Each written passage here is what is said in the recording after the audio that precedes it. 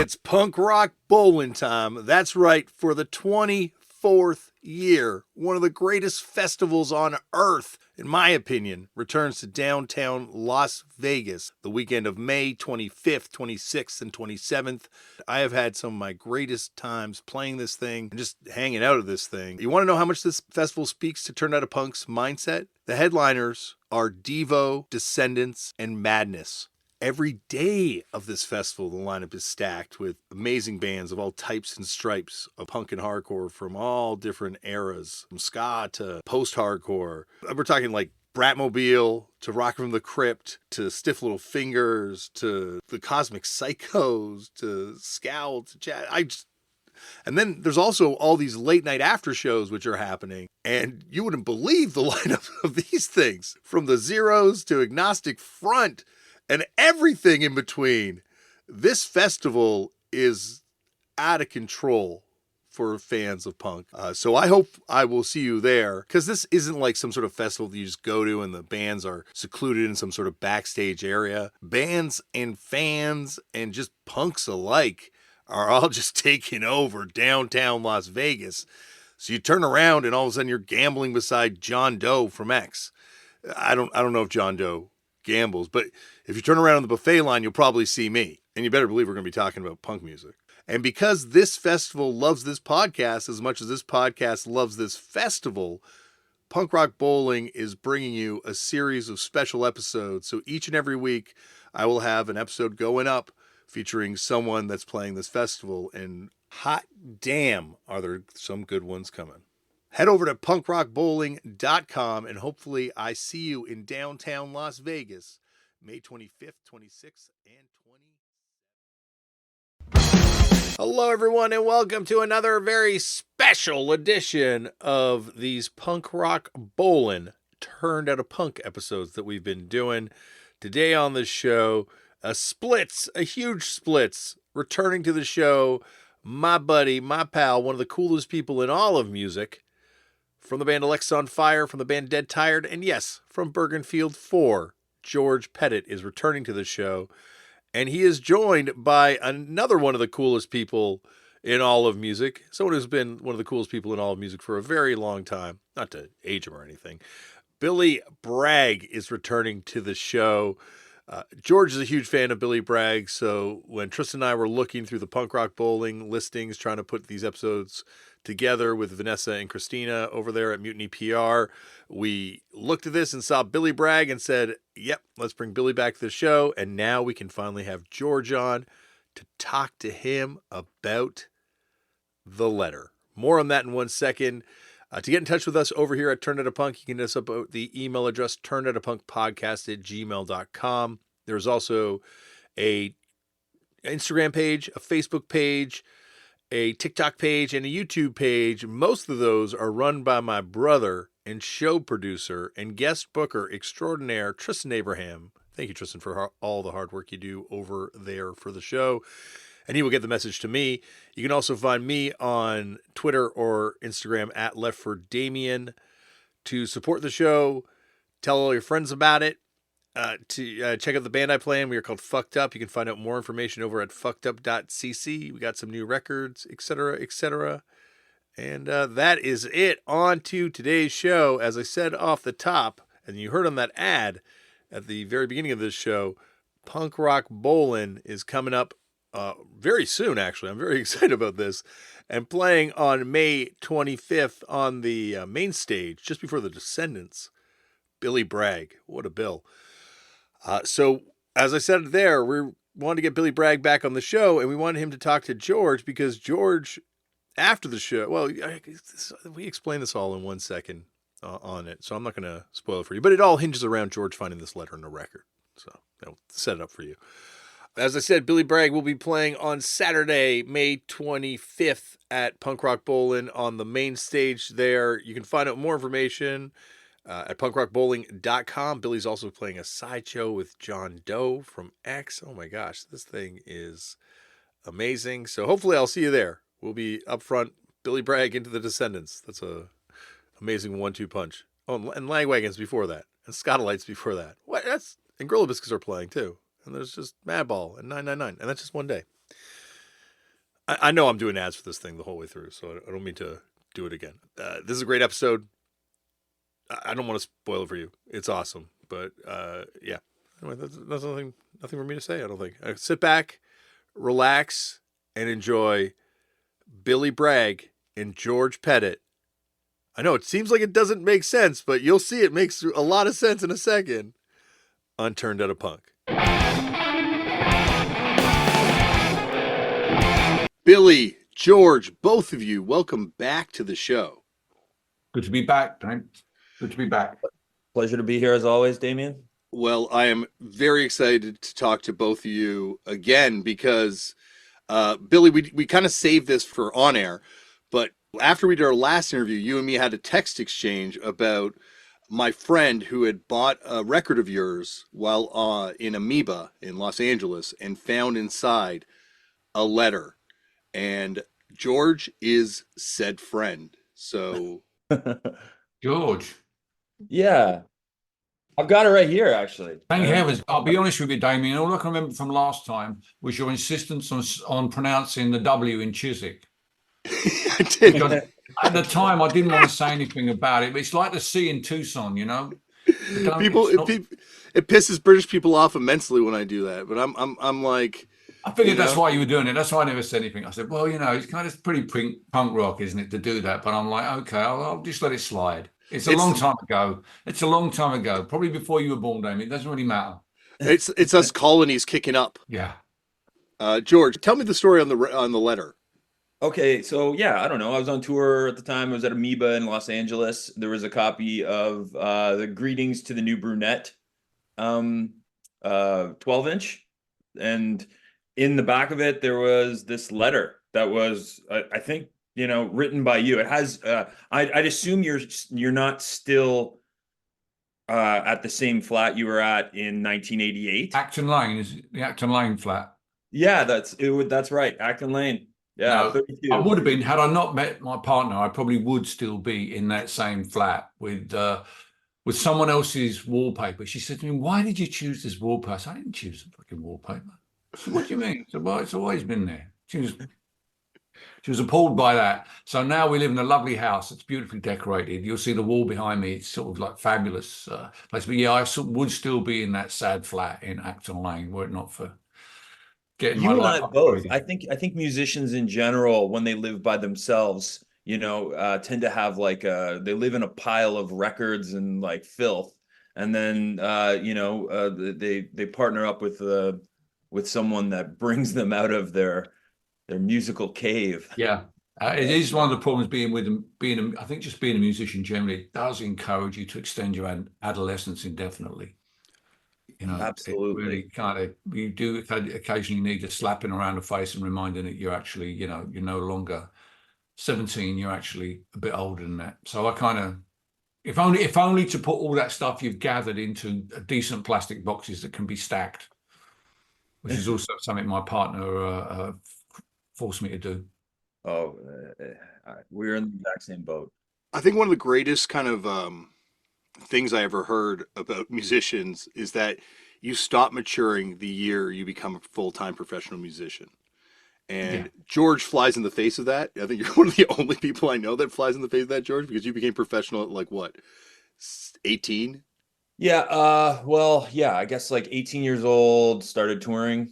Toured for 12 or 13 years. Our band broke up. I went back to school and retrained and became a firefighter. The second I got hired as a firefighter, my band reformed and came back, and we began touring and being active again. And since then, I've been kind of balancing the two. And I've been a firefighter. In May 4th, it'll be 9 years.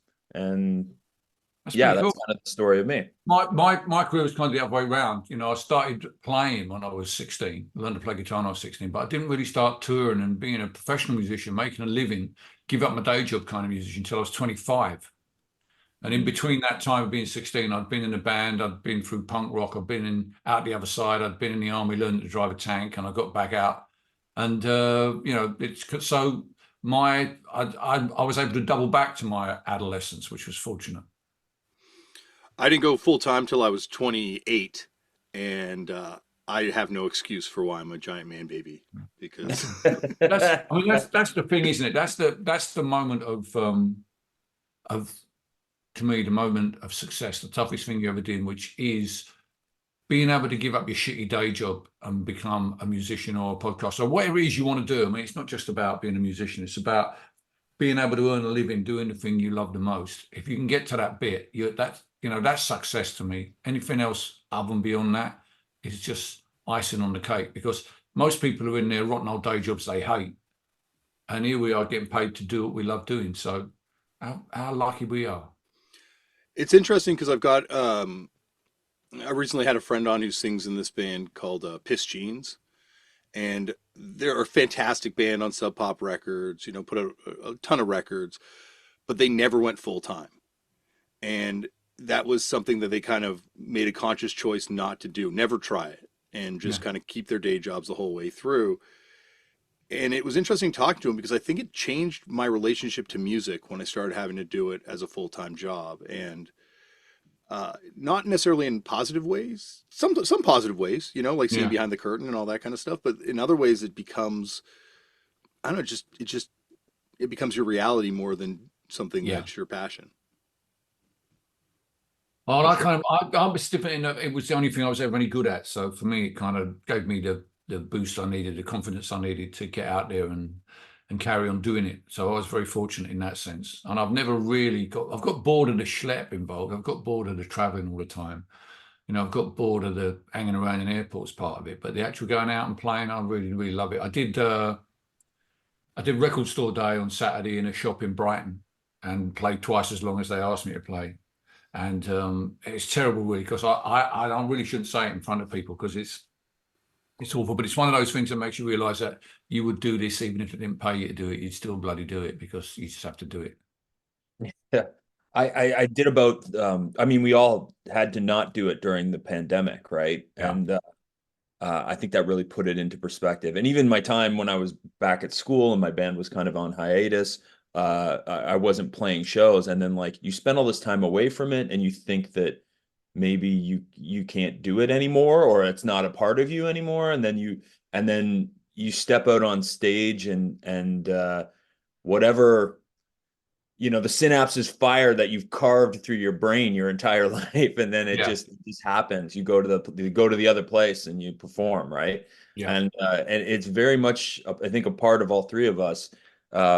Anybody who takes performance seriously, I think it's not something that you can just easily kind of walk away from. It's part of you. No, I don't think so. I mean, where else are you going to get that high? Yeah. I've never found any drugs that give you the sort of vibe that I had playing that record store in Brighton. It's just amazing, absolutely amazing. Helped me to overcome my team getting beaten 5-2 by a team that shouldn't have beaten them. So yeah, it cheered me up a lot. I wanted to talk to you about football too. I have a son that has recently become a fanatic. His team is Barcelona FC. We don't have any, we've got Toronto FC, but it's not all that important. But you're still very active with your club. You're going to see a lot of games and stuff. No, really, I don't live in London anymore. My team are West Ham, who are in East London, where I grew up. So I haven't been there for a very long time. In fact, they moved to a new stadium, probably 6-7 years ago, and I haven't even been to that new stadium. It's a terrible experience, but it's the old Olympic Stadium, so it's you're far away from the action, so I haven't got the urge to go see him play. But it's one of those things that's in you and it's never going to come out. I'm still interested in it, and even it doesn't have to be my team. I just enjoy watching the game. I enjoy I always enjoy kicking the ball around as well. So yeah, it's something that I think if it wasn't West Ham, it'd be someone else I'd have to be watching. But the highs and lows of that is good for your emotional toughness. I think it helps you deal with disappointment in ways that makes disappointment in the real world a bit more dealable with, I think. I absolutely agree. Every time I've ever followed any sporting team, they've always kind of come apart at the seams. Yeah. And my son, I feel like he's inherited the curse. He has with Barcelona at the moment, hasn't he? Yeah, he does like Barcelona, but he the other day when they lost to Paris Saint-Germain. I've never seen, like, he came upstairs and he laid down, and then he had to, like, I just watched it. I was like, get ready, kid. It's Yeah. coming. This is going to be your whole This experience. is life, you know. And then every now and then you get something absolutely incredible. We won a European Cup last year, the lowest one, the easiest entry one, the Europa Conference League, but we still won a European Cup. It was incredible. The high, That's amazing. it's just, you know, it was just absolutely amazing. So you live for those moments, don't you? You get those visceral highs and lows. Where do you get your buzz from these days? You know, I still get my buzz from watching sports, partly as well as Right. music. You know? It's interesting because, like, I think once we started going there, I realized that English punk is as tied to football as American hardcore is to skateboarding, where Yeah. there's just, you can't separate the two, and there's just so much. Because they're fundamentally, in the 70s, they were both fundamentally a working class experience. I think that's where it comes out of. Not so much now. I mean, football's become much kind of gentrified, as has the music industry in my country. But back then, the two were very much tied together. You know, going to punk gigs and going to football were a similar experience. You're jumping around with a load of very short-haired people, getting a bit physical, and getting high. You know, getting excited, getting a buzz from it. Mhm. With Riff Raff, was that part of it? Like, was it like, like football like linked to the band, or is it just part of your cultural experience? So it's like just part of your experience. More part of my personal cultural experience. You know, the other members of the band weren't really into football as much as I was. You know, it's kind of something that has always been there. You know, and in my Billy Bragg career later on, I was very fond of the occasional football metaphor. And then when everybody started doing it, I got really pissed off. So I wrote a song with Johnny Marr that I just used all my football metaphors in, which was The Boy Done Good, which was weirdly was on the record that came out for Record Store Day last weekend. The Bloke on Bloke 12-inch vinyl. So yeah, that kind of that way of seeing the world and dealing with the world. The two have always been very close to one another for me. I mean, you know, where else do you get that communion of singing with a load of other people, a load of strangers, having an emotional high with a load of strangers, you know, plumbing the depths of disappointment with a load of strangers? There's the only place you can do it is a music gig, a sporting event, or church. That's why they sing in church, to get that feeling that you're not alone. You're not alone in that you care that West Ham won. And you're not alone in your despair that they lost. There's an empathy in that. And I think in the music industry, empathy is a really important part of what we do. I would argue perhaps it may even be the currency of what we do, that we're trying to get people to feel empathic for the issue we're talking about, for the person in the song, the identity of the person in the song, to feel some connection with them, but also to offer them something, the listener, something that makes them feel they're not alone, so they can draw some empathy from the song as well. And I think these two things are linked, and that's why, you know, I do often use the term communion when I talk about what's basically the solidarity of song. You know, the ability to go and stand in a venue with hundreds, sometimes thousands of strangers, and all have exactly the same experience at the same moment in the same context with the person who's singing, who's the person who created that moment for you in the first place. I mean, that's a really amazing thing to be able to do. And you sure as hell can't get that shit online. So I was never worried that it wouldn't all, you know, during the depths of the pandemic, I wasn't worried that it wouldn't come back, because we need that communal experience, you know, football, music, church too. And I have respect for people who need that communion. That, you know, as something that we as sort of human beings fundamentally need. It's important to us. So I think that's a big part of what we do in the music industry. We offer people that opportunity. Well, you see people that you go to any sort of recovery type situation, and the first thing you got to do is surrender yourself to a higher power, and sort of this belief that something's bigger than you. And I find that's with punk for a lot of kids, especially as it goes on and sort of evolves into this much more political, like, I don't know, DIY sort of culture thing. A lot of the myself included, like I didn't have religion. I wasn't very good at sports, but I definitely believed in punk because it was bigger than me, and I felt like I needed that. You need something that's like not like a government, not like the things around you that are going to fail you. You need something to Yeah. have faith in. I've always said that music in general and especially like the community of like DIY music culture, going to local record stores, that sort of thing. It's as close to spirituality as a bunch of shiftless, godless punks get. It is Yeah. like it is our, that's our church kind of thing. And in And 90s, sorry, go on, George. No, you No, go, no, go. no. You I are. mean, in 1977, we were kind of, for someone like myself who was 19, we were still running on the coattails of the 60s, of the hippie shtick. And punk was a completely new dispensation. It was like the Reformation. It was like, this is year zero. Everything before this doesn't matter anymore. And this is who we are. I mean, I had a few moments myself where I realized our music helped me to realize that I was different from the geezers that I worked with who were older than me, that I was a different kind of person and I had a different perspective on life. A key one of those was Rock Against Racism.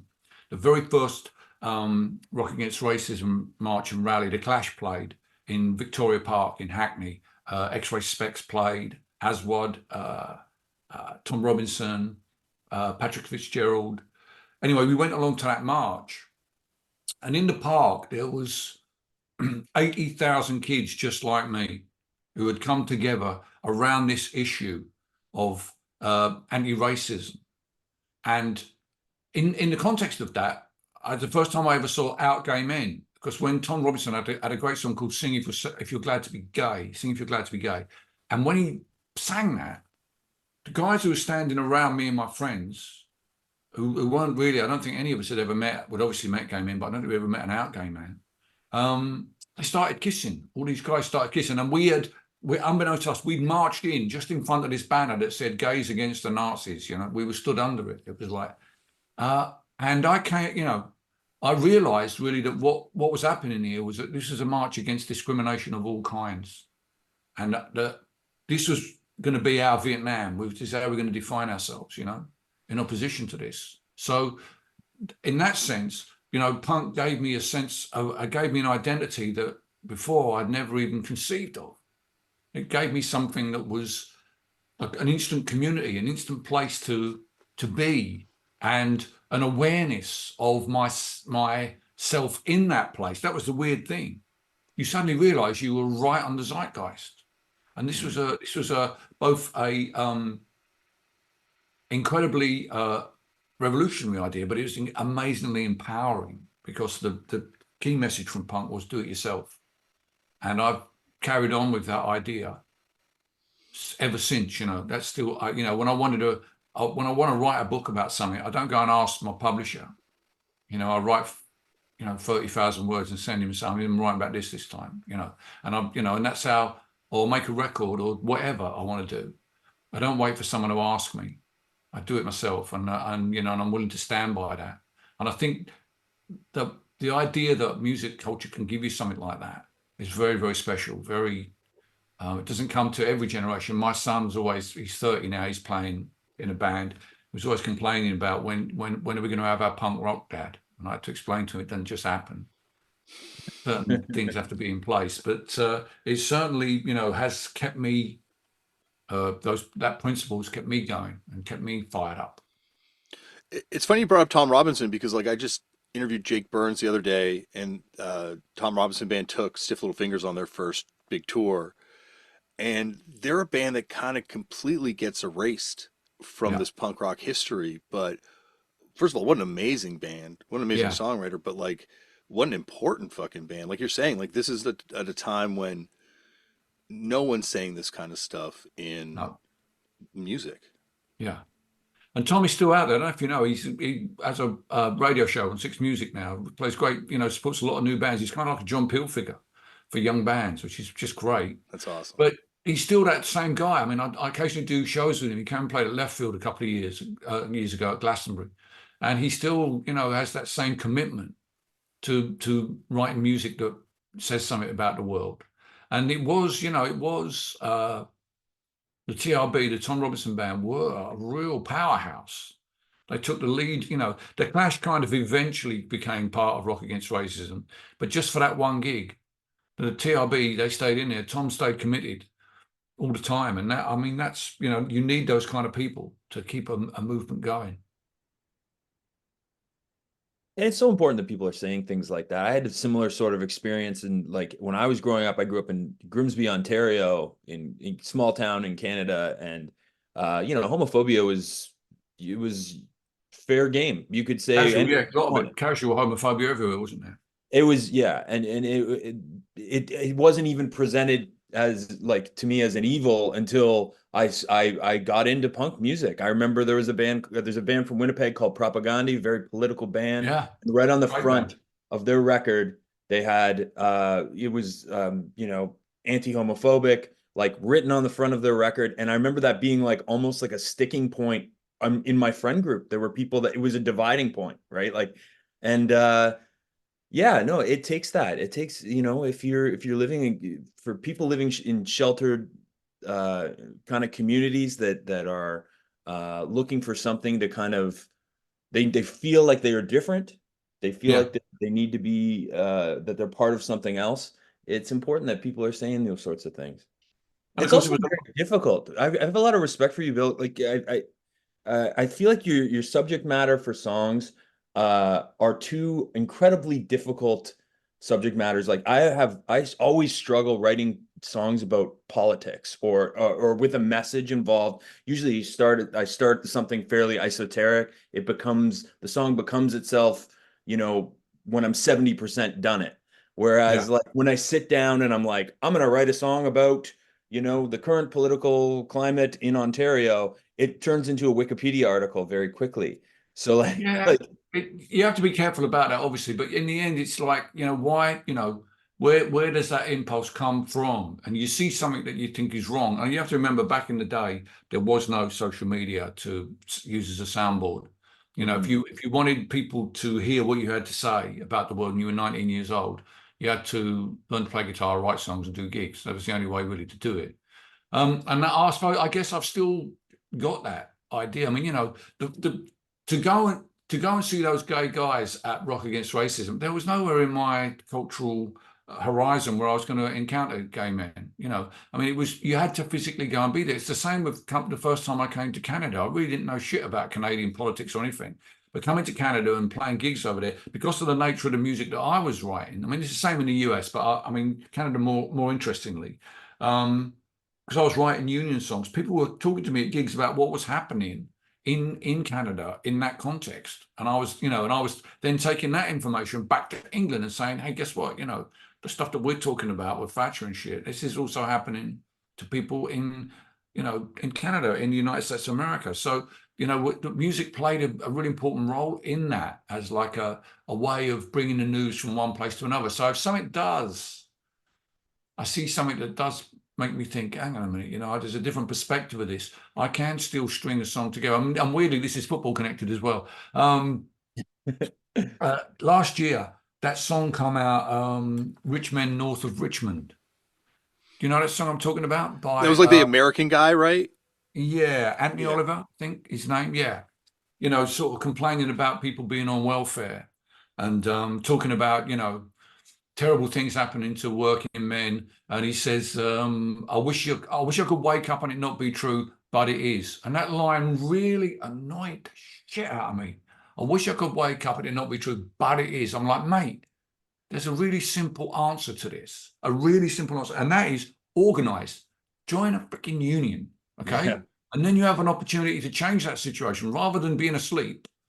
Wake up, join a union. And about a week went by, and the English women's football team got knocked out of the World Cup final by Italy. It was really sad because they'd done so well. They'd done so well. And that evening, I was really pissed off. And a line come to me, rich men earning north of $1 million. I thought, that's it. That's my way in. So I just sat down and wrote an answer song using the bones of Oliver Anthony's argument and just turning it around and sending it back as best I could, you know. And I think if you set out to write a essay in a song, it's going to sound like an essay. I think in the end you need to find a character and walk them, you know, like in a song like, you know, Between the Wars. You're taking a character through a situation. You know, the Clash do it in White Man in Hammersmith Palais. They're telling a story by taking an individual through a situation. You know, there is a room to write songs that are all slogans. There's Power in the Union, one of my most popular songs at the moment because of the nature of what's going on in the world. Is straight slogans. I was trying to write a song like a guy named Joe Hill, an American songwriter from the early 20th century. Wow. So there is a place for that. It's not either or. You know, I mean, if you have an idea and you're trying to get out there, however you do that, whatever method, you know, you use to do that is the right method. There's no, you know, there's no template. I've got no template for writing a political song. I'm just trying to make sense of the damn world. And any bits I can find in my, you know, emotional and metaphorical woodshed, I'm going to hammer them together and see if I can create something that people can look at and say, oh, yeah, I get that. Absolutely. But I think that's also like why, you know, like if there's not necessarily a character in the song, I think why your music was so effective and why it never felt like George is saying, like reading a Wikipedia article, is because it was you as this person saying this stuff. And I feel like there's an earnestness to the messaging when it's someone telling it to you that, and that's what a punk, like, once again, like the greatest, I guess the most important societal function of religion, in the most cynical way of looking at it, is to kind of give people this moral code for society to function within. And I feel like punk kind of did that for us, like, you know, learning about labor from stuff you were writing, or Propaganda turning me on to Noam Chomsky, or Yeah. Pansy Division talking about their You know, experience. Well, it's so funny. People who go to church are trying to make sense of the world the same as everyone else. That's what they just need. They need something. They need some sense that then A, they're not alone, and B, that there might be some possibility of redemption. And music that doesn't. That's the thing that I had the problem with Oliver Anthony's effing song. There was no redemption in it. It was just like, this has happened and no, that's it. Really sorry. Yeah, there was no redemption. I'm like, you know, the ghost of Woody Guthrie was in my ear for about a week. Come on, Braggy, get off your ass and write him a song. Tell him that, you know, that's exactly that. It's about redemption. When I was young, like when I was like probably 16 years old, you know, I'm listening to Billy Bragg, I'm listening to Crass, I'm learning about syndicalism, I'm learning about like all these things that are really exciting ideas for me as a young man. And then now, as you know, at 41, a firefighter of 9 years, I'm a card-carrying member of my local 465. I pay into the provincial union, the OPFFA, and the IAFF, International Association. I have firsthand encountered the power of an extremely powerful union and the shield and the protection that gives to people, right? And in some ways, I am closer to a state of syndicalism than I was listening to Crass records in my bedroom. Yeah. You know, like it was, but it's funny that like those were things that wouldn't have clocked with me had I not, you know, been exposed to. So you have to have the experience, don't you? I mean, you know, people sometimes say to me, "Why do you think young musicians aren't writing the sort of union songs that you wrote?" And I'm like, well, you know, my defining experience was the miners' strike. And if you've been through something like that, if that's the thing that's politicized you, you're going to write those songs. But if it hasn't done that, then you're not going to have that same experience. You're going to try and come at it from your own angle, of your own generation's perspective. You know, the miners' strike was a long time ago, 40 years ago now. So, you know, it really is. And you see, I watched a documentary of it the other day, and all the pictures were black and white. I was like, Jesus Christ, that is a long old time. But, you know, in some reflection of your experience, George, is that I went through all the possibilities of political parties and revolutionary movements, and I kept coming back to ordinary working people getting organized as something that you could be absolutely sure that if you stood in solidarity with them, you were doing something positive that really did help, rather than hitching your caravan to a political party that takes a right-wing turn down the line, you know, as happened with Tony Blair when Labour got, you know, we were so excited when Labour got in, and then it all went pear-shaped. And, same with the Democrats. It's you are going to get disappointed when they don't Yeah. do what you want. But if you find yourself working with unions, they're on bread and butter issues that ordinary working people in their communities need. So I find myself going back to that all the time still. Well, which side are you on? Like it's obvious which side, like, I mean, are you on the side of management, or are you side of of working people, the people that Yeah. are keeping things going?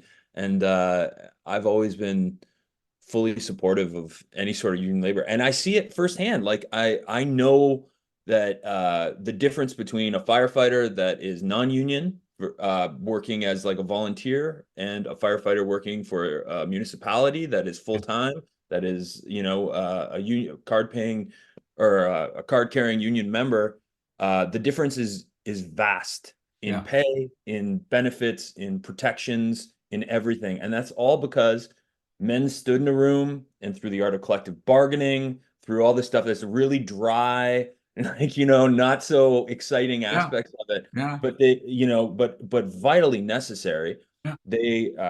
They negotiated with, and they found their way to a wage that rises with the rate of inflation, and that's where we're at. And you see how I feel like that's where a lot of people have fallen off, and why the middle class are taking a pay cut every single year with the way inflation is going up. And it seems like the only people who are making the most is the managerial class, right? So 100%.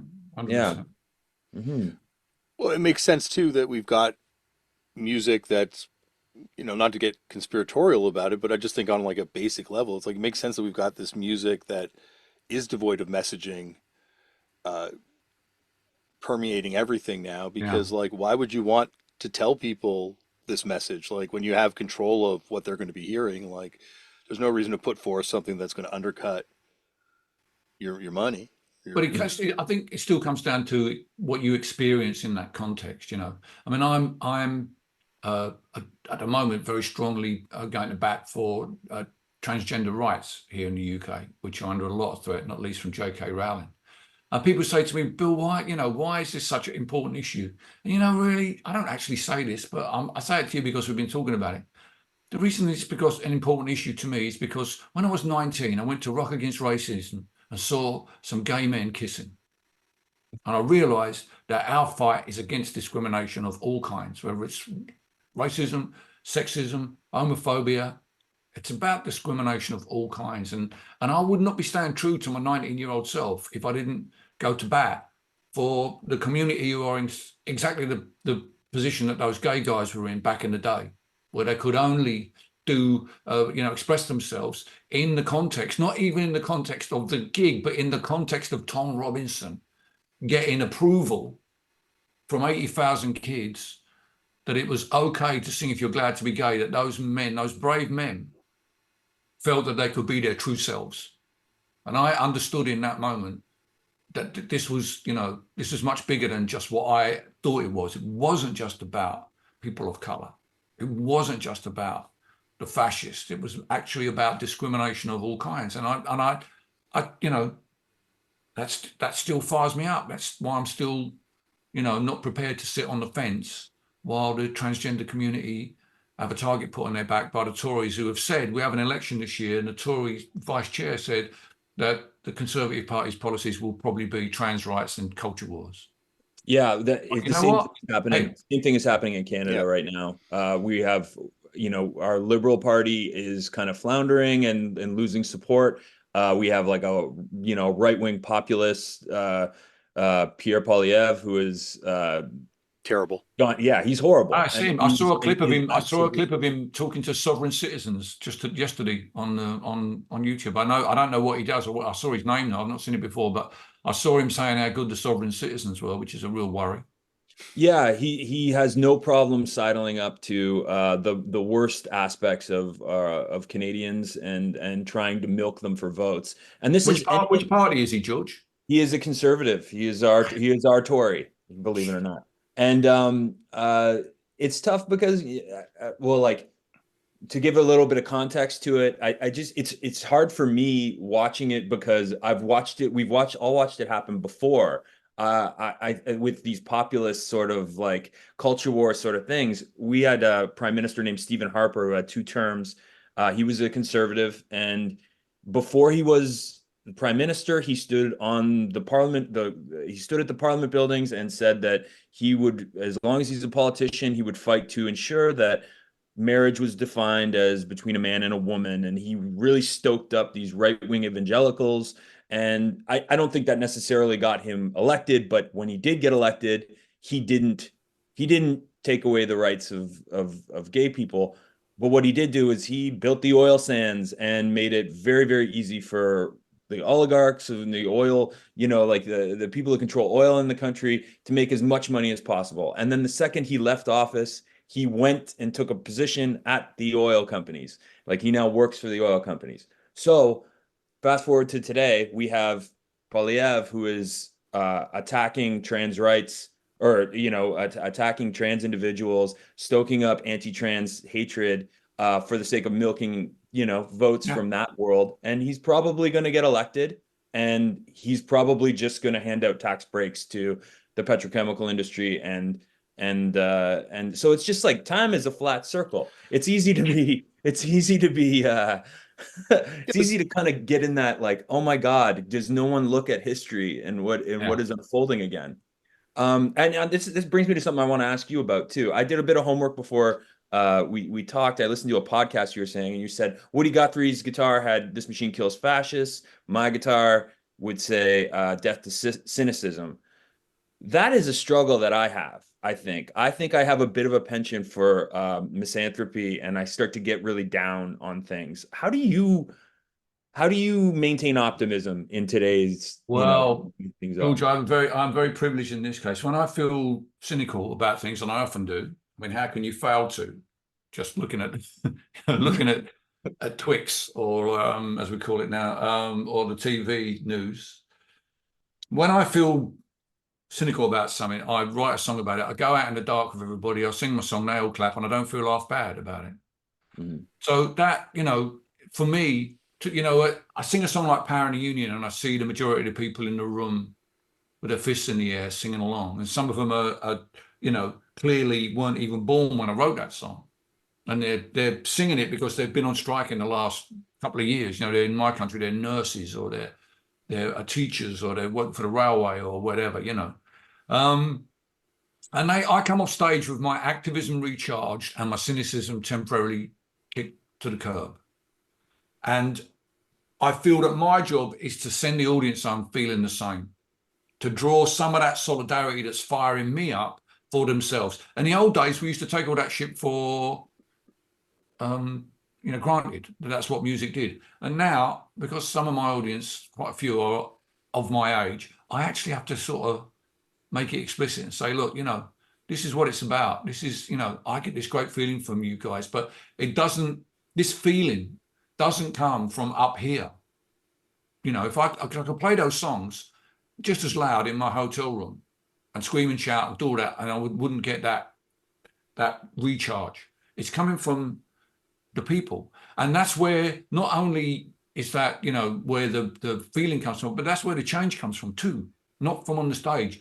My job is to stir people up. But changing the world, that's not my job. My job is to make people believe the world can be changed. That's probably as much as we can do, Yeah. For all that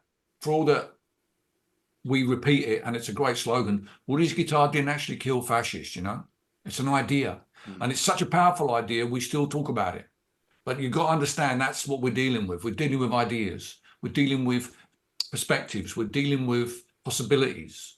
We're not delivering change for the world. Don't try and imagine that, because I think if you do think that that's what your job is, then you're bound to get cynical, because even people whose real job it is to do that get cynical, because it's really hard to do. So my advice to you will be to kind of not worry so much about the end result of what's going to happen as a result of this song, but just kick off on the ability of it to charge people up, to make people think it could be a possibility, and not worry so much on is it going to work or not? Skepticism is useful. Cynicism is a dead end. Do you think like looking back at different times when there were like sort of mass political movements in popular music, certainly in England, um, and a lot of these bands just kind of died on the rocks, it seems, you know, particularly like Redskins, or you look at Chumbawamba at a certain point, like it seems like it's really hard to maintain the duality of being in this sort of like quote unquote pop star kind of world, or music world, I guess, and then also being political or maintaining your consciousness. But you've been someone who's kind of found that balance. Like, was there ever a time where you've been shaken with that, or like, why am I doing this? Or like, is there ever Yeah, I time? mean, you know, if you listen to the Yellow Record, what is it? Workers' Playtime, you know, the post-Red Wedge, post-minor strike, and Margaret Thatcher still won the election record. You know, there's one political song in there, Waiting for the Great Leap Forward. The rest of it is all about, it's all breakup songs. It's all about a Titanic love affair I was involved in. You know, I was trying to draw a breath and you know, and in Great Leap Forward, trying to explain to people that I don't believe music can change the world, but let's at least try. Let's at least see what we can do. You know, I haven't given up, but you know, you know, I'm still involved. But it's like, you know, after all that struggle, sometimes you just need a cuddle. And you know, I don't want to change the world. I'm just looking for New England. You know, You came around at like the perfect time in my life where I was a politically charged young romantic, and yeah, those songs still, like A Lover Sings, still really resonates with me. Yeah. Like it's really like it's hard for me to hear that song and not like be like, oh yeah, I remember being this guy. You know? It's not a lot of people feel that. I mean, you know, one of the great things that I think attracted people to me was both the political edge and but the emotional vulnerability, and that mixture, because so much of the political side of things in culture came with a certainty, you know, an absolute, you know, this is what it is, and there's, you know, and I'm hard and I'm tough, like the Redskins. You know, they had no doubt, the Redskins, partly because they were Trotskyists. And that was a problem because, I mean, I toured a lot with them. I did a lot of shows with them, and I'm into politics, but I just hammered people over the head with it all the time. And I'd be like, guys, you know, they had such a feel for soul music. I was like, come on, play some, you know, they used to talk about walk like the Supremes and talk like the Clash, which is a great idea. I mean, it's a brilliant, brilliant idea. I would love to be able to do that. But they never showed that emotional side. They never showed that human side. It was always the determinist activist, you know, dogmatic side, except once when they did a cover of Levi Stubbs' Tears. And it's so beautiful. It is actually, forgive me for saying this, Kirsty, my favorite Billy Bragg cover. It's so beautiful. Someone recorded it live in Germany. It's on a fanzine called Wake Up, put it out on a record. And when I listened to it, it was after they'd broken up, and it kind of broke my heart a bit. Because I thought, if you could have brought some of that sensitivity to what you were doing anyway, you could have survived a bit longer, you know. Mm-hmm. Because I think in some ways, some political bands, and the Redskins are a really clear example of this, are tripped up by the contradictions in doing politics in pop music. We are basically in an industry that values style over content. You know, Red Wedge was huge in 1986 in the UK music papers. And a year later, it was gone. And that would have happened even if we had won the 1987 election and me and Paul Weller had been marched through the streets shoulder high in a ticker tape parade. We'd still be gone because we work fundamentally in an industry that's about fashion. And it would have moved on to the next thing. And so it should. So it should move on to the next thing. God forbid it stops doing that. But, you know, if you can't deal with the contradictions of, you know, making political pop music, it can be really tough. Personally, you know, look at me. I'm a socialist tank driver. I've already dealt with my contradictions, right? I recognize that none of us are perfect, and that we all, you know, have temptation. You know, there are temptations, there are potholes. You know, the Redskins had purity. Where did it get them?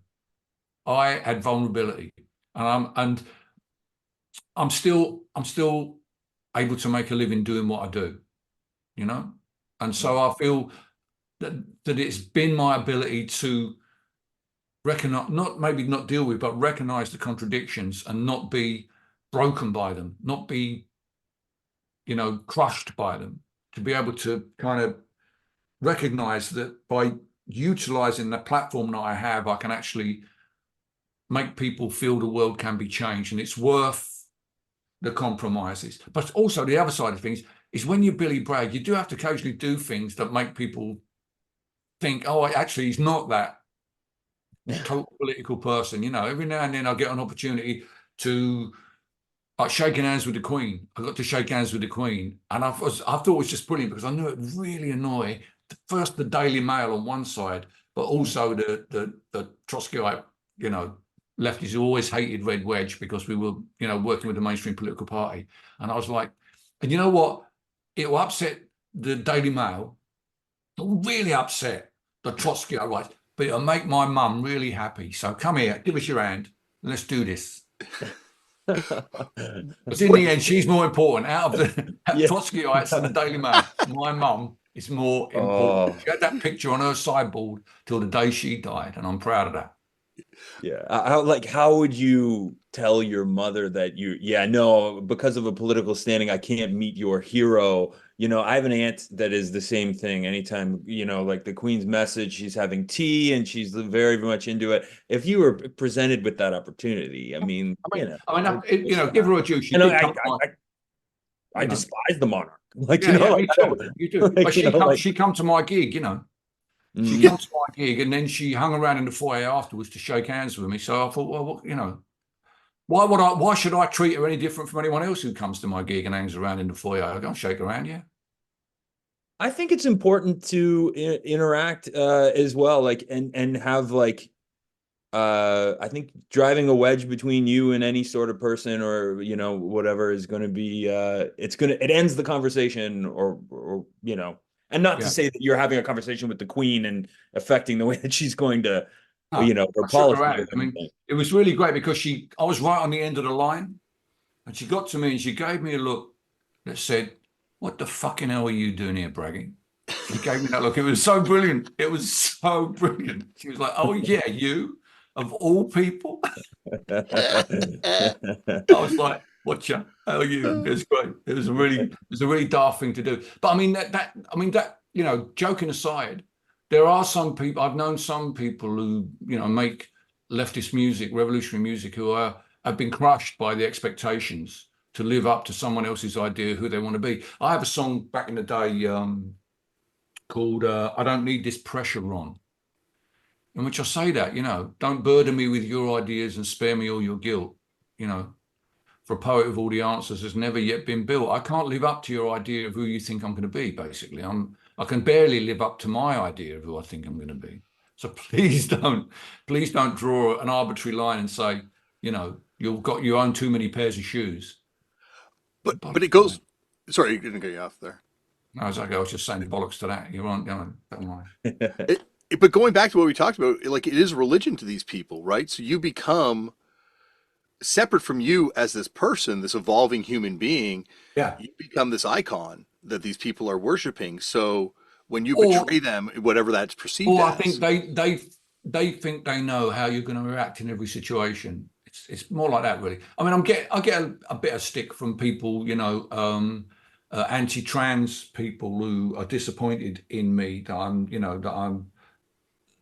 not supporting women in that sense. And I'm like, mate, I wrote a song called Sexuality. Your laws do not apply to me. What part, did you buy that? What part of that do you not understand? Come on, this is where, there's a thread here. One of us has changed. Have a think about it. It's interesting too, because you look at people's relationship to religion or these religious figures in the same sort of way that they feel that these people are beholden to a certain set of values. But yeah, like you're saying, they don't know who you are, and their relationship to your music is entirely one way. And their interpretation of everything you said, it was hilarious. Obviously, people talk about this all the time, but that Rage Against the Machine moment when all these people were like, oh, they're political? Like, Yeah. just They're because their against, relation. they're against Trump. But that's the thing. Like, no one knows how they were hearing these songs. And, like, fuck you, I won't do what you tell me was completely different to them than it was intended to be by the author. Well, we're getting really into deep water here, man, aren't we? I recently did a track for a guy named Cy Khan, who's a great union songwriter. He's from back in the day. He just turned 80, and he's in the Woody Guthrie tradition. He worked closely with Pete Seeger. Really nice guy. Wrote a lot of union songs. And for his 80th birthday, they're putting together a record of his obscure songs that haven't been recorded. And they sent me one song, and which I've kind of like bragged it up and made it into a bit of a punk song for him, which he's really pleased with. I'm pleased to say he's really, really pleased with. But there was a line in it, and he said about, if I can remember the exact line, but it was about coming together for freedom, men and women coming together for freedom. And he wrote to me and said, he wondered if it should be, union women, union men. And I said, well, I think it should be union women and union men, because freedom has become such a sort of word that's used by the libertarian right to oppress people. That if you're just saying freedom, then you're allowing the kind of sovereign citizen, Trumpites to get hold of it. If you say union women, union men, it's absolutely clear what type of freedom you're talking about. And you really should, I really would be happier personally if that was the lyric. I mean, he was offering me a choice. And he wrote back saying, oh, yeah, that's amazing. I don't think he'd understood that. But I think, the whole idea of freedom, the whole idea of liberty has completely fallen away from the kind of responsibility and community that it really should be grounded in, because the freedom of the individual relies on the reciprocal respect of every individual. People have to respect your right to be free and allow you to be free without stopping you. And you have to respect other people's rights to be free, which is very much a punk idea, I think. And that's been lost in the MAGA stampede, both in the US and obviously in Canada as well. You were talking about it, George, but in the UK as well. So that just talking about freedom, I don't think that's enough anymore. I think you really do have to be a bit more specific and let people understand that the freedom that you're talking about goes beyond liberty, and it includes equality, and it includes, most importantly, accountability. It's so good to hear you say that. I really do. That echoes my exact feelings on the subject. I've always said you're only free up until the point that your freedom encroaches upon another person's freedom. And that is like, a pact that we are just all born into. And I keep seeing it happen, even in regards to free speech. You see people invoking free speech or talking about free speech, but really what they're doing is they're protecting hate speech and medical misinformation and all these sorts of things that we have protections against. We have, for all like the vitriol surrounding, like, oh, we need to have complete free speech, or you set a post in mind, and where will it stop? And then but the reality is we already have restrictions on speech. And always have had. The trouble is, liberty has come to be defined as the right to say whatever you want to say, whenever you want to say it, to whoever you want to say it to, with no comeback. That is not liberty. That's Donald Trump's Twitter feed, for Christ's sakes. The fact is that we all of us, ultimately, in order to enjoy our liberty, have to be accountable.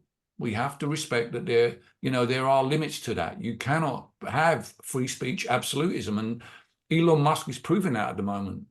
Where he's totally tipping the scale in favor of bigotry, in favor of discrimination, in favor of out and out lies. The election's going to be really messed up. And I think if they go after TikTok and are able to shut that down, it might be necessary to also go after Twitter X. I've stopped engaging on Twitter X. I deleted it from my phone. It's heartbreaking what happened to that platform too, because it really was a great vehicle for to get your message out as an artist, but also like, you know, communicate with your fans, to be engaged with people. And ever since the shift, I find it to be really I found it to be so repulsive, and I found the whole way, I'm really repulsed by what Elon Musk was doing. George, I just mate, dropped out. I couldn't I, do it I, anymore. I agree with you 100%, mate, but unfortunately, it's where the fight is. And I think as artists, we have to march towards the sound of the gunfire. We can't cede the platform to the right, to the absolutists, to the you know, the bigots and the fascists. We have to stand our ground, and we have to make sure that we're flying our freak flag, and people see that and realize that they're not the only person in the world who cares about this issue. I mean, I wish I didn't have to go on there. I will be honest with you. It eats great big lumps out of my day. But that's where the fight for trans rights is. You know, the old days where everyone was listening to music, you could have that fight.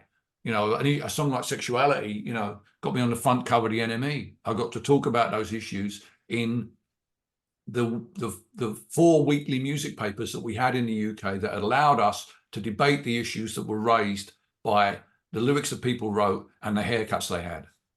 And we were able to thrash it out as our generation in that. Now that's in it's on the social media, and Twitter is where the biggest arseholes are. And if you want to, you know, if you want to be fighting back against them, you have to put your tin helmet on and get in the trenches with everybody else and you know, fight back. And as I say, I hope that Elon Musk will run it into the ground and lose $44 billion.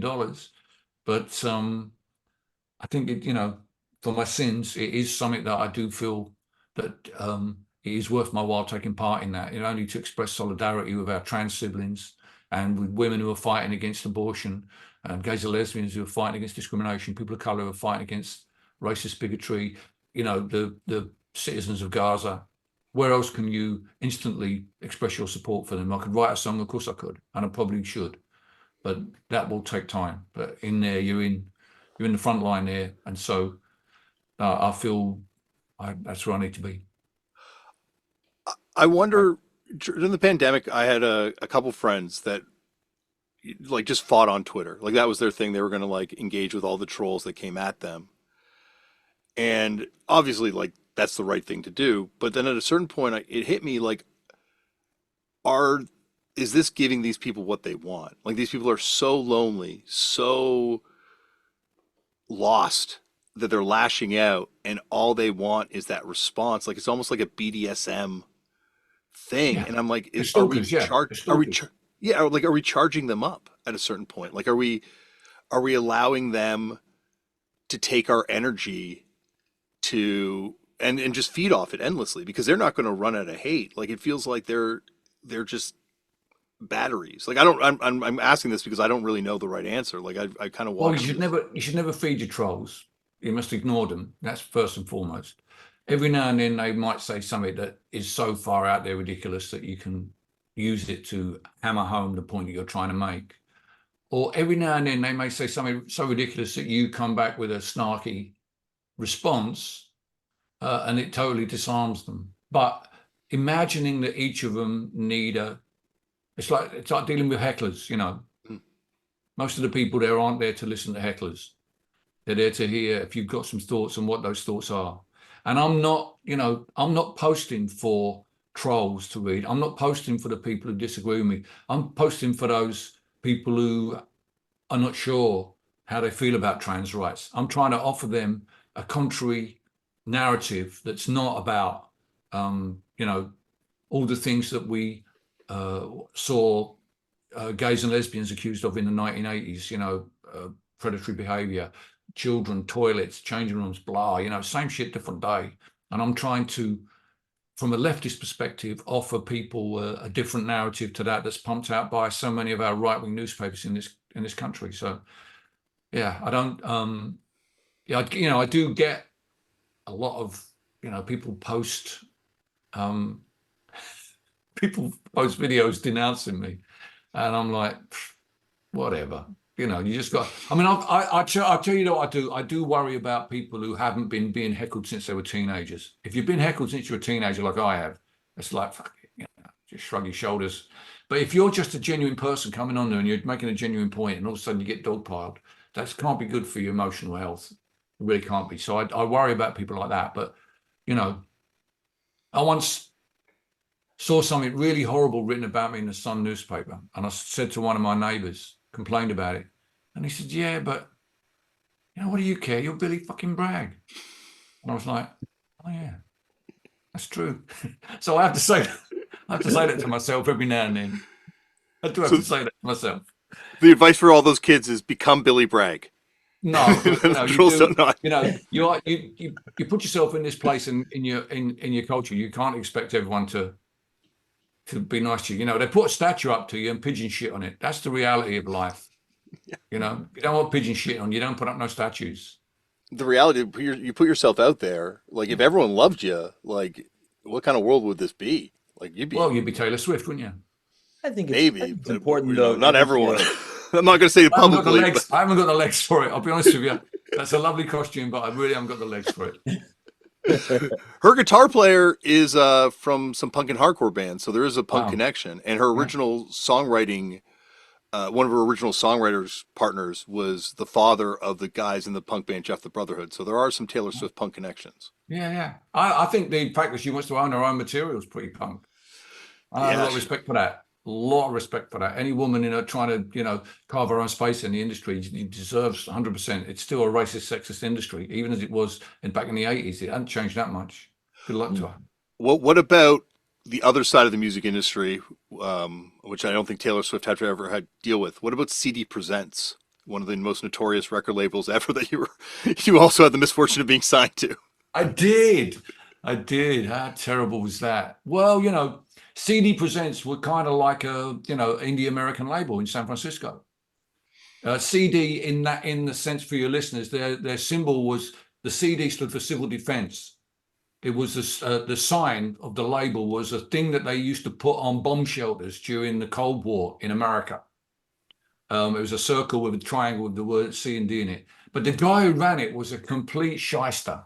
Yeah. Never paid any royalties, ripped people off.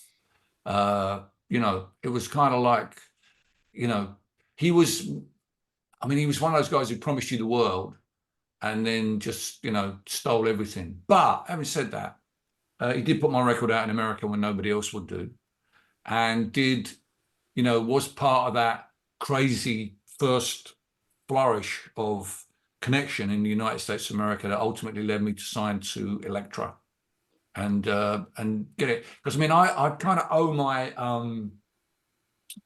career in North America to college radio stations. I think, you know, that those people were, you know, reading the NME religiously. There was always one person at the radio station who just played whatever was in the NME, and that person has, you know, kindly bequeathed me an audience of 60-year-olds who are happy to come and see me play in some, you know, rather comfortable theater somewhere in, you know, upstate Oregon, Bend, Oregon. And I'm very fortunate, you know, how possibly could that happen? College radio is how that could happen. And I feel very fortunate to have been part of that. It feels like college radio was such a tool in democratizing popular music because it allowed weird stuff that would never otherwise get up there to get up there. Yeah, 100%. And the great thing about going to the stations was they often, if you went in the library, there was often a piece of paper stuck to your front of your record where people had written what they thought about the record on it. And they were just brilliant. Who is this commie? Brilliant. I was always trying to read it over the guy's shoulder. He's like, "No, you don't want to see this." I'm like, "No, I do, mate. I do." Because, you know, it wasn't like I was, you know, I was just fortunate that I was around at a time when there was a return to guitar-led lyrical music, whether it's REM, the Smiths, 10,000 Maniacs, the Pogues in the UK. You know, I was just fortunate to be part of that dispensation. Mm-hmm. And it, you know, it put me in good stead, really. You know, I'm being solo. You know, I never broke up, so I'm still here. Well, that's another thing that I kind of want to bring up about being a political band is the strength in being a solo artist versus being part of a group of people that maybe at one time all fell in line ideologically, but as you grow up, everyone's in kind of different places in their lives, and it's kind of hard to maintain that consistency of thought, especially decades into a band too. Yeah. I mean, it develops anyway. Your perspective on things develop as you get older. They're bound to. How can they not? You know. But you look for those threads that draw you back to what inspired you in the first place. You know, what your touchstones are. And obviously, with me, punk is a really, really big part of that, as I've already explained in this podcast. So, yeah, I think that you know, I mean, for instance, my debut album is 17 minutes long. Life's a Riot with Spy vs. Spy. I can play it as an encore. and I do, and it really sounds like the record. If you love the sound of that record, it's exactly it. In fact, sometimes I play it part. I get my soundman to time me because I have to play it. If I'm going to do it, I have to do it in 17 minutes. If I do it in more, I don't feel I've done it right. So I just bang through it. And if that's what you're into, I can still do that. And that's a privilege I have because of the nature of my crazy career. To be able to feel the connection to those songs as much as like, yeah, I don't know. Like as somebody who has played New England probably 10,000 times, how like do you still feel the connection to them, or is it more of a gesture to the audience now? I went through a period of not playing it, and it annoyed the shit out of everyone. It annoyed the shit out of the band I had at the time that I wasn't playing it. They begged me to let them play it. They really wanted to play it. The audience wanted me to play it. I went through a period of fucking around with the lyrics of Great Leap Forward. Everyone hated it. Even when I just messed around with the lyrics at the end, they all wanted to sing along. And I guess, you know, you're looking for that high at the end of the set. You want to send people home fired up, and there's ways of doing that. Power and the Union's a good way of doing that at the end of a set. But New England sends them right over the top. You can't, you know, at the end of New England, you can't go anywhere else. And also, if you finish with it, it sends them a clear message. We're done here. That's it. I've nearly lost my voice. You've sung louder than you've sung all night. This is it. This is it, kiddos. The lights are coming up now. Because sometimes you have audiences that won't go away, and you have to go back and bring them down. I have a technique for bringing down an audience that keeps calling me back for encores after the third encore. I'm like, I have a way of calming them down. But you know, I'm really fortunate that people are still into the music that I made 40 years ago. How lucky I am for that. I'm fortunate in that I can play it like it sounded on the original record.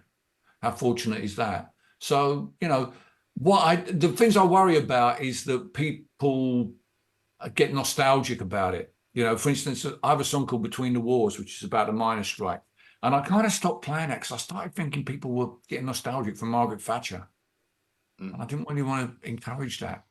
So I do play it, but only in certain contexts. Whereas, as I've already mentioned, with a song I wrote from exactly the same period, that's more or less about exactly the same thing, There Is Power in a Union, is a key song in my set at the moment because it has a contemporary context. Because people have been on picket lines in the last year, whether it's here or the US, Canada, wherever I go, it has a context. So that, you know, I play that every night, most nights. You know, if it's a, you know, full set, it's in. So yeah, I don't, you know, I play it because it gives me the opportunity to make a pitch for that idea that's a contemporary idea about what I want to talk about. You know, to offer a different perspective on something that's happening at the time. Power and the Union, making my point, then going in Power and the Union kind of glues what I've said together with the experience we had back in the 80s. And makes people, you know, my pitch about trans rights is all about what we did for gays and lesbians in the 80s and 90s, and how would our, you know, 19, 20-year-old selves feel, you know, to my audience, because my audience being in their 60s, they have trouble getting their head around a trans rights thing sometimes, you know. So, you know, I've got ideas I'm trying to get the audience to pick up on, and those old songs help do that. Not in New England, not so much, but that just, you know, that's my banger. Yeah, and that's my kind of like, that's my home run. Thank you very much. Good night. That's your onward Christian soldiers to send them home from church.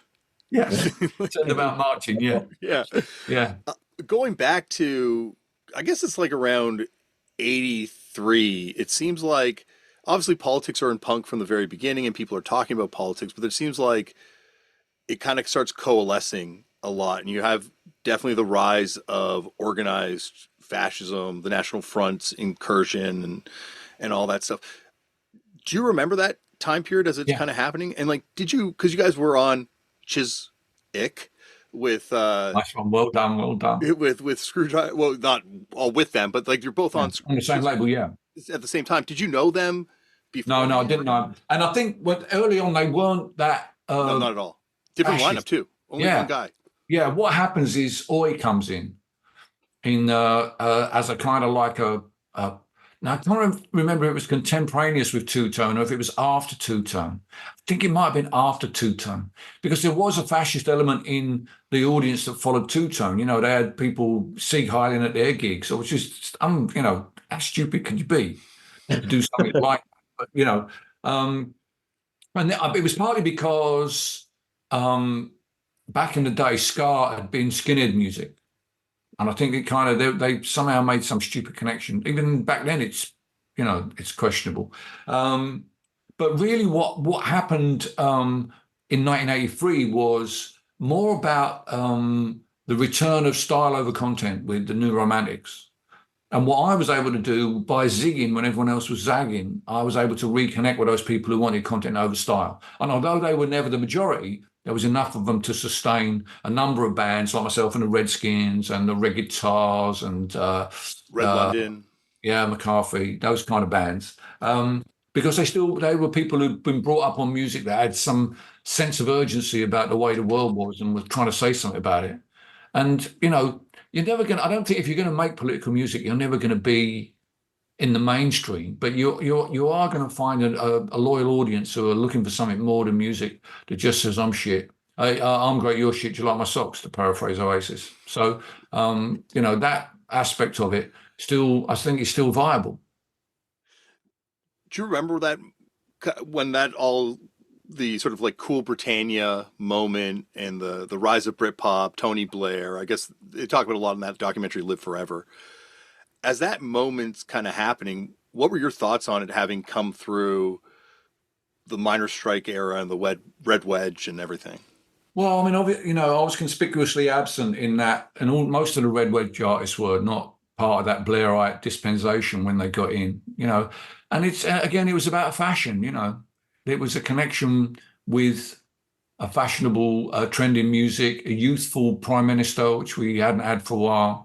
I mean, you know, Tony Blair was the first British prime minister to have grown up after the Second World War. You know, Margaret Thatcher was an adult by the end of the Second World War. You know, she wasn't part of the generation who were inspired by pop music. You know, Blair wasn't the first party leader. Neil Kinnock, who was key to Red Wedge, was the leader when we did Red Wedge. He was the first party leader to be born and part of post-war culture, and which was why he understood how music could help the Labour Party. You know, he was key to that whole initiative. But Blair was the first prime minister, and so he was bound to make that connection with music. But his politics was very unpolitical, if you know what I mean. Mm-hmm. It was really about managerialism and mainstreamism. And although they were, you know, in the NME, and you know they did have some edge to them. Both Blur and Oasis were pretty mainstream then. I mean, you know, they were #1 in the charts. I mean, you can't get more mainstream than that. So you know, it was the mainstreaming of political pop, and neither Blur nor Oasis at the time had that political angle to what they did. You know, there was social commentary, but there wasn't political commentary. So that moment had passed, fashion wise. You know, and what you see at the same time is the rise of magazines like Loaded, which are a return to materialism, to sexism, to, you know, sort of leery, beery football geezers, that sort of stuff. Whereas, you know, punk had been a rejection of that and had been something more about, you know, an aesthetic of that, you know, that kind of, as I say, because these things come and go in waves. It's not punk doesn't happen and then we're all punks and that's it. It's all over. Punk comes, it has its moment, and then people move on to something else. And that's how it's always been. So, it's no, although some people do stay wedded to that notion of punk, it doesn't maintain its cultural hegemony. It passes to something else. I think it is. I think it's an absolutely essential part of experiencing punk is getting to the point where you branch out and experience other things. Like it's when you see somebody, I mean, it's always there with you, but it's like the germ of the idea inside of you, as opposed to, leather jackets and what have you. I think of all of them, I think Weller has maintained his true to himself and what he set out to do. I think everybody else has kind of gone a bit sideways. Not that I don't respect what they're doing.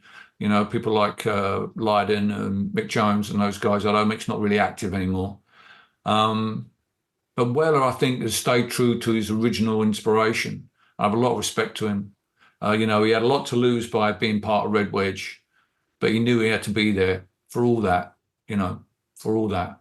He said to me, he gets quoted in interviews as saying that he regrets Red Wedge because he feels that the politicians were using him. And I'm like, he said that at the time. He's not changed his... It's not some rejection of what he was saying about Red Wedge. He said that at the time, and I got what he was saying. But despite that, he still knew that he had, if he was going to be true to what he believed music could do, that he had to be there, that he had the opportunity here to push back against Thatcherism. And this was the only way to do it. This was the only vehicle. The Labour Party was the only vehicle in which to do that. And he put a lot on the line for Red Wedge, Weller. I mean, I was always going to be there. I had my donkey jacket and my DMs. I'm a short hair. I was always going to be in there, but he was, probably the biggest pop artist in the UK at the time, outside of Boy George. And he, I still respect, and he still carries on. He still carries on making records that he believes in. And I tip my hat to him. Much as I love the Jam and wish they'd never split up, I tip my hat to Paul. He stayed true to himself, and it's hard to do that in this business without being overcome by cynicism or materialism. Do you think it impacted his career? Like you're saying, it is such a fashion-driven thing in England that to be so heavily associated with something, especially as, like you're saying, he's one of the biggest pop stars in England at that time. He didn't let it define him. I mean, it defined me, and I'm cool with that. I made that bed. I'm happy to lie in that. I don't have a problem with that. But Paul didn't let it define him because he kept moving. He kept redefining himself. There's a little bit of the David Bowie, not so extreme as Bowie, but there's a little bit of the Bowie in Weller like that. He's always pushing on, looking for the next thing. What is interesting me now? What can I do now? And we're all like that. I'm the same, but he's really driven to it. He really, he keeps putting out records. I'm like, okay, I will put out a record every few years, but I'm doing other things to get my ideas out there. But Paul's still focused on that journey that he's been on, and he's making great records and doing great gigs.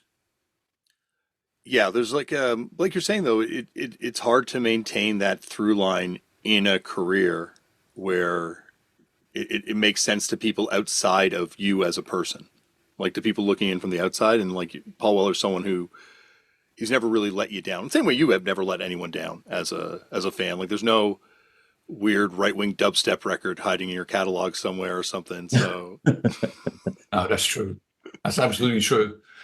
Yeah, I think you have to accept that bands that your time comes and goes. Nobody goes on forever. I was very fortunate. I got a good 10 years before people stopped putting me on the front of the music papers. I was very, very fortunate to get that all the way up to Don't Try This at Home and beyond. And then I was left to my own devices to find my own audience, to make my own space culturally. But that's what punk's always about. It's not about being manufactured, waiting for the record company to come along and lift you up and put you in that position. It's like, you're going to carry on doing what you do. And hopefully people will respond to that. And the digitization of music, though it's dented our earning power, it has allowed us to access our audience without working with a load of gatekeepers, putting the word out about what you're doing, connecting with people on the day of the show, people be able to come and find what you're up to at the moment. That's all been positive. It was interesting to see that, like you're talking about what streaming's done, and I guess digital music prior to, but more streaming has done to us in the same way you see it kind of happening to the worker in America and Canada too. I mean, but like with the loss of manufacturing and the loss of the actual physical product that you're manufacturing, and just how that takes the power away from the worker, or in our case, the musician. Well, Marx was always about, the means of production, taking control of the means of production. In many ways, we've taken control of the means of production, haven't we? I mean, that song I was talking about, that Anthony Oliver response, Rich Men Earning North of a Million. Shit, I wrote that about 4 o'clock. By 6 o'clock, I'd recorded it on my desktop that I'm talking to you on now. And within 2 hours, I'd uploaded that onto YouTube and was getting a reaction from it. Now, during the miners' strike, I wrote Between the Wars. And by the time it took the record company to get the record out, the effing strike had ended. So it's like, there's pluses and minuses on it. And I'm not one of those guys who says it's all terrible. It does allow you to get your stuff out there. And if you are able to find people to, nurture those people, it's a terrible word, I know, but curate your audience and give them more of what you're into and find them. I'll get a reaction, find out if the song's any good or not, I in the early 2000s, there was a lot of punk documentaries that came out, and they all kind of ended the same with some punk hero like Legs McNeil being like, and then Green Day happened and it was all over. And so I think of that whenever I get into this conversation with regards to streaming and the way that things have changed. I don't want to be the guy who's, saying that it's done when it's not. It's just changed, and everything is. It's not the way it was. Yeah. I mean, you've lost the fun of finding an indie record that nobody else has heard on a label that nobody else knows about, and you've got that record, and it's like, wow, I'm really into. I've really found something. I've discovered something here. That doesn't really happen anymore, because as soon as you get that record, you can send it to everybody. Whereas, when I first, laid my hands on, sort of, what would I say, not the Clash, because they were kind of in the mainstream, but things like the 101ers and bands like that on Chiswick Records, they, I really felt part of something. And that's kind of gone now. And also, and I know I'm going to sound like a really old man now, the thing about vinyl was you got a lot of information as well with it. The vinyl sleeves told you how to dress. It told you how to deal with the world. It gave you an aesthetic. A digital music is, it has no aesthetic. It's just out there, and unfortunately, my son, when he was very, first listening to music, he thought that the Sex Pistols and the Who were come from the same time, were contemporaneous. Whereas if he'd have seen the sleeves of their records, he'd have known that's clearly not true. Mm-hmm. He was robbed of that information because the music was just music. So that aspect of it, and I know I'm sounding like an old geezer when I say that, but I do miss that aspect of it.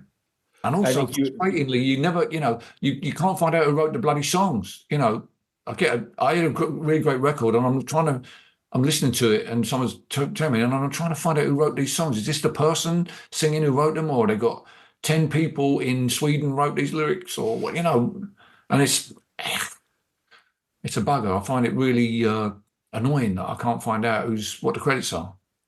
I think there's nothing casual about the way that Damian and I experience music, and yourself, right? We're not casual music listeners. We had to seek out the secret corners of the music industry in order to find the things that appealed to us, either in independent record stores or on college radio or, late night television. Those were really important, visceral experiences, and it sunk the hook in us for that type of music. So that is gone.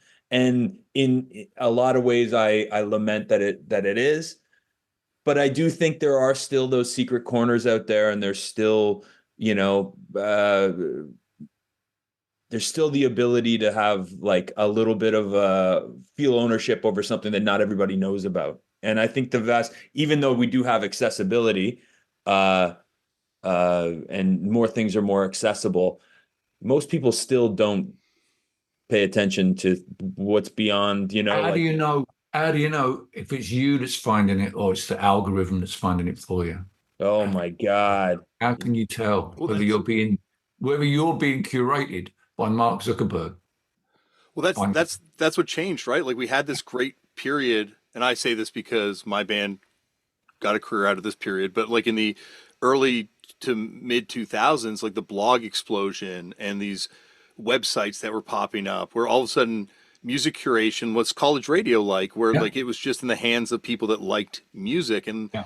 now in this post algorithm world, like you're saying, we don't know why we're finding out about this music. And I think, not to get too Canadian stereotype here, but like the medium is the message. And when it was a record and a physical product, people's relationship to it is going to be different than it is now. And it's not like an old man thing. Like it was No. better then. It's just so different because, you know, And weird things happen. You know, this guy Noah Kahan has been number one in the UK for quite a while with a song that came out ages ago. It just kind of like came round again somehow it got into consciousness and got out there. And it's kind of hard to see what's driving that kind of thing. You know, I don't think it got used in a film or anything like that, which is the usual thing. well, like, or King Kong and the Barbecue Show Yeah, making like more money than they've ever made because TikTok just yeah, took to one of their songs, or that yeah, Pavement B-side that became like a number one, yeah, their biggest song ever, because yeah. just it's weird how it's happening now. It's Yeah. weird, isn't it? Now we're getting very close to the bit here where we sit around as old guys and say the Clash were the greatest band that ever existed. So let's double back to that letter, George, and tell me what it was that it said. Oh my goodness. Oh, Yes. this is a good And thing we to can go finish. on. We can finish where we started because we've done Yes. 9 minutes already. Great I'm sure. bookend, Billy. It's like you're a pro at this. This is I saw where we were going. it's a I beautiful saw piece of where we were correspondence. going, man. I saw exactly where we were going. Young people listening to it, like, listen to those greybeards. I was just Jeez. about to bust out the weed and we could smoke some hash and just really get into this. Oh my God. Okay, so I just want to preface this by saying at the time I was listening to Trust by Elvis Costello like a lot. I had it on a cassette that I Great was record. listening to a ton. And so when I found this letter, it's incredible. I'll just read it to you. Dear Sid, I'm sitting here at 2 a.m. trying to rewrite the lyrics of Days Like These to fit the political situation in the USA. And I'm fucked if I can't find something. Some idea to hold it all together apart from you're fucked, we're fucked, what the fuck is going on? And I don't think Electra will be able to make that. Or so I thought I'd drop you a line to my favorite son of Tennessee. As promised, here's my Costello top 10 albums. 1, Get Happy. 2, My Aim Is True. 3, Blood and Chocolate. 4, Amount Blue, or Almost Blue, sorry. 5, Imperial Bedroom. 6, King of America. 7, This Year's Model, which I'm impressed that it's that low on the list. Yeah. Like this year's model at like 7 is a bit of a contrarian. Like, you think you'd have it, maybe you tuck it in at like 2 or 3 just to make people think that, it's not the obvious one. But then Trust, Armed Forces, and Punch the Clock. Now you can take that apart and write me why you think my taste is shit, and I'll write you back and try to justify myself. The book is a late Christmas present. The calendar says Happy New Year. Ta-ta for now, Billy. Yeah, that'll be to Sid Griffin out of Long Riders. That That's and we awesome. used to argue about Costello all the time. I'm surprised Armed Forces is so low. Yeah, that's true. That's really the surprise there. I mean, This Year's Model is a great record, but it came out at the same time as Two Tone, so it kind of got, for me, got a bit cut up in all that, a bit so down there. And Get Happy, I thought was such a great record, and I still do. The songwriting on Get Happy, the production on Get Happy is really, really brilliant. But the weirdest thing about that is I very seldom listen to Costello now, which is strange because at the time, at that period, and particularly during Riff Raff, I was absolutely obsessed with him. Well, speaking of Riff Raff, since we last spoke, Billy, I acquired one of these. Wow! Yeah. Oh my God! A listener, Graham, sent this to me. He wrote me after we did our episode and said, I want you to have this single. How kind of him. A very, very kind of him. I love this thing immensely. But now I have a new number one at my want list, in addition to the other Riff Raff records I don't have, the Wobble Sock 7-inch. Oh, mate. The Wobble Sock 7-inch. I've got a copy of that. It's a good record. That's a great Christmas song. Do you know this record, George? I don't know it, no. It might be the most obscure part of Billy's catalog, but it deserves to remain so. You can tell by the how red Bill is he's getting right now. How excited he is! You're talking about this, Damian. Let's hear it. It's great. It's like, it reminds me almost of the Waitresses that Dave from Perubu thing that he did. Mm-hmm. Fantastic record. Wobble Socks record. I had really forgotten about that, but I do have a copy of that somewhere. That's really obscure. And thank God I didn't write it. That's the positive thing. I'm still trying to find you a copy of the Riff Raff CD that we did. You know, all those records on a CD, but I'm damned if I can find one. Well, I'm still waiting for you to put it out on vinyl, which you promised was just about to happen last time we spoke. That's true. And then that something else came out, didn't it, for Record Store Day? But there is a couple of sessions that we did at Bearshanks Lodge in 77 and 79 that deserves to get some kind of release, which is because there's quite a few Riff Raff songs on there that never saw the light of day. And we talk about that when I see the guys, but we just never get around to doing it. But yeah, I guess I should do that sometime for Record Store Day. That would be a good Record Store Day record. Well, Billy, when you come back on this podcast for the third time, you better have that Riff Raff LP out by then, or George is going to have something to say. You better be learn to say. I'm going to find some more of your correspondence in the meantime. Yeah, George, you've outed me there. As my Elvis Costello taste rather all like. What was second? What did I say was the second? My Aim Is True. Yeah, that's such a great record. That's a great record. There it is. That is such a great record. I do listen to My Aim Is True still, and a couple of compilation.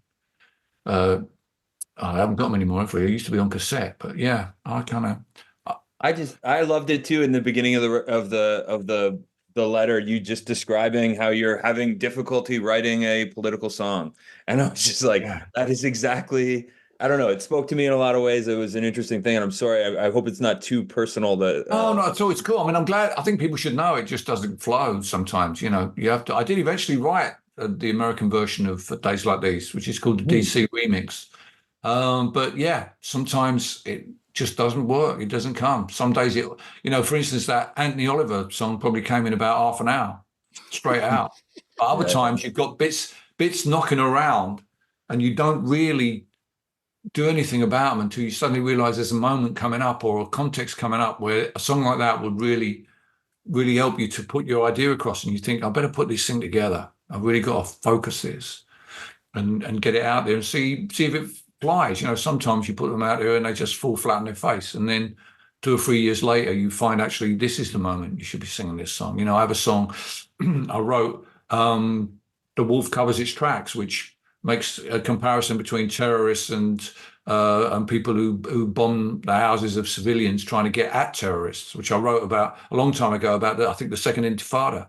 And obviously in the last 6 months, that song has come into a completely different meaning. So I was opening my set with it in the UK when I toured, and I'll doubtless be playing it in Canada and North America later this year. Well, Billy, I pray it's a better world next time you come on this show that we're living in. That will be great. It depends what happens in November, I guess, and in the UK and elsewhere. Well, regardless of the state of the world, you're always welcome here. I appreciate that. George, with one of the all-time greatest in-record finds that I've ever been exposed to, thank you for being here, my friend, again. Antiques Roadshow, here we come, George. I think Antiques Roadshow, exactly. Turn out a Punk Roadshow. Thank you so much, Damian and Billy. It is just an absolute honor to meet you, and it's been really, really beautiful talking to you. Lovely chatting with you both. Damian, thanks for having me on again, mate. And, if you're ever in Chiswick, give me a shout. Likewise, if you're ever in Hamilton. It's punk rock bowling time. That's right. For the 24th 24th year, one of the greatest festivals on earth, in my opinion, returns to downtown Las Vegas the weekend of May 25th, 26th, and 27th. I have had some of my greatest times playing this thing and just hanging out at this thing. You want to know how much this festival speaks to Turn Out a Punk's mindset? The headliners are Devo, Descendants, and Madness. Every day of this festival, the lineup is stacked with amazing bands of all types and stripes of punk and hardcore from all different eras, from ska to post-hardcore. We're talking like Bratmobile to Rock from the Crypt to Stiff Little Fingers to the Cosmic Psychos to Scowl to Chad. And then there's also all these late night after shows which are happening. And you wouldn't believe the lineup of these things, from the Zeros to Agnostic Front and everything in between. This festival is out of control for fans of punk. So I hope I will see you there, because this isn't like some sort of festival that you just go to and the bands are secluded in some sort of backstage area. Bands and fans and just punks alike are all just taking over downtown Las Vegas. So you turn around and all of a sudden you're gambling beside John Doe from X. I don't know if John Doe gambles, but if you turn around on the buffet line, you'll probably see me. And you better believe we're going to be talking about punk music. And because this festival loves this podcast as much as this podcast loves this festival, Punk Rock Bowling is bringing you a series of special episodes. So each and every week, I will have an episode going up featuring someone that's playing this festival. And hot damn, are there some good ones coming. Head over to punkrockbowling.com and hopefully I see you in downtown Las Vegas, May 25th, 26th, and 20th.